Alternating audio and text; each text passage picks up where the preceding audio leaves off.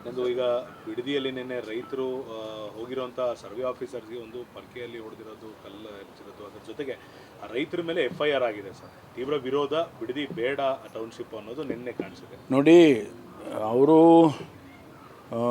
ಕಾನೂನಾತ್ಮಕವಾಗಿ ಅವರು ಕೇಳಿಕೊಂಡು ನಮಗೆ ಇದನ್ನು ಮಾಡಬೇಡಿ ಅಂತ ಹೇಳಿ ಅವರ ಪ್ರತಿಭಟನೆ ಮಾಡೋದರಲ್ಲಿ ಅಥವಾ ಶಾಂತಿಯಿಂದ ಪ್ರತಿಭಟನೆ ಮಾಡೋದನ್ನು ನಾವು ಯಾರೂ ಕೂಡ ಬೇಡ ಅಂತ ಹೇಳೋದಿಲ್ಲ. ಆದರೆ ಇದರ ಹಿಂದೆ ರಾಜಕೀಯ ಕಾರಣಕ್ಕೆ, ರಾಜಕೀಯ ಒಂದು ಒತ್ತಡಕ್ಕೆ ಮಣಿದು ಅವರು ಆ ರೀತಿ ಪ್ರತಿಭಟನೆಗಳನ್ನು ಮಾಡಿದರೆ ಸರ್ಕಾರ ಅದನ್ನು ಖಂಡಿತವಾಗಿ ಕಾನೂನಾತ್ಮಕವಾಗಿ ಏನು ಕ್ರಮ ತಗೋಬೇಕೋ ತಗೊಳ್ತಾರೆ.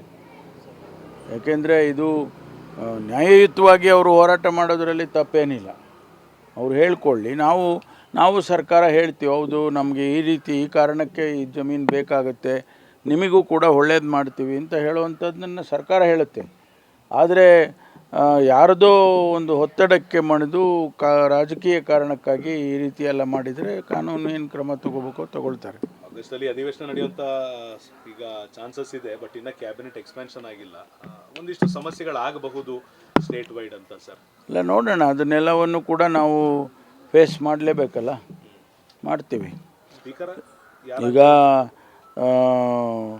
ಇನ್ನೂ 20 ಹುದ್ದೆಗಳು ಸಚಿವ ಸಂಪುಟದಲ್ಲಿ ಖಾಲಿ ಇದೆ.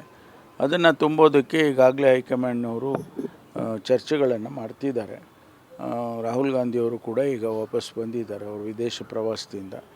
ಬಹುಶಃ ಮುಂದಿನ ದಿನಗಳಲ್ಲಿ ಆ ಕೆಲಸ ಆಗುತ್ತೆ. ಸಲ್ವದಿ ನಾರಾಯಣ ಸ್ವಾಮಿ ಅವರು ಮಾತಾಡುವಾಗ ಯಾರು ಅತ್ಯಂತ ಹೆಚ್ಚಿನ ತೂಕವನ್ನು ಹೈಕಮಾಂಡ್ಗೆ ಕಲ್ಪಿಸ್ತಾರೆ ಕಪ್ ಕಾಣಿಕೆಯನ್ನು ಅವರಿಗೆ ಸಚಿವ ಸ್ಥಾನವನ್ನು ಕೊಡ್ತಾರೆ.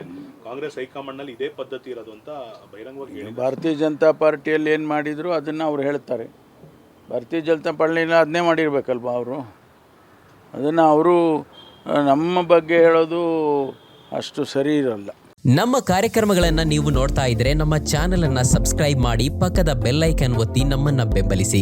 ಹಾಗೆ ನಮ್ಮ ಕಾರ್ಯಕ್ರಮಗಳನ್ನ ಲೈಕ್ ಮಾಡಿ, ಕಮೆಂಟ್ ಮಾಡಿ, ಅದನ್ನ ಬೇರೆಯವರಿಗೂ ವಾಟ್ಸ್ಆಪ್ ಮೂಲಕ ಶೇರ್ ಮಾಡಿ.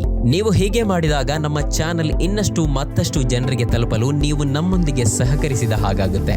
ಇದು ನೀವು ಯಾವುದೇ ಖರ್ಚಿಲ್ಲದೆ ಕೆಲವೇ